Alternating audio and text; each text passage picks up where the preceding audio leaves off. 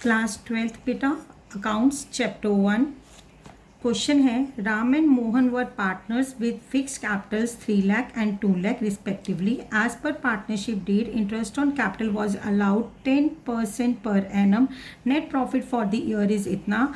How much interest on capital will be credited to their current account. देखो बच्चे, अब 3 लाख की कैपिटल है तो 3 लाख का तो इंटरेस्ट बैठ जाता है 30,000 और 2 लाख की कैपिटल के लिए बैठ जाता है बच्चे 20,000। अब प्रॉब्लम ये है कि उनके पास जो प्रॉफिट है, जो नेट प्रॉफिट है, वो सिर्फ है 30,000।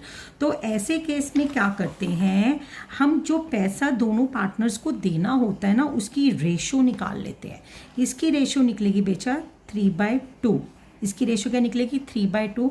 अब जो उनके पास प्रॉफिट है जो कि है 30,000 का, उसको वो 3:2 की रेशो में बांट लेंगे, क्योंकि अगर उनके पास प्रॉफिट ही नहीं है तो वो कैसे उस 30,000 और 20,000 अमाउंट्स अपने कैपिटल में डाल सकते हैं।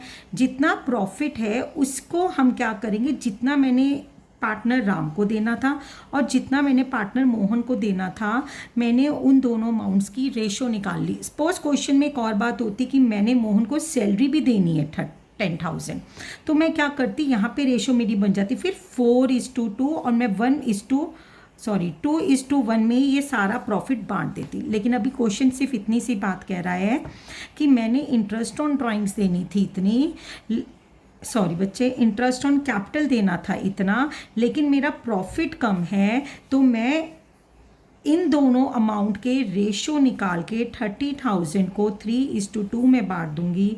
तो राम को मिलेगा 18 और मोहन को मिलेगा बेटा 12। तो इसकी सही ऑप्शन है सी।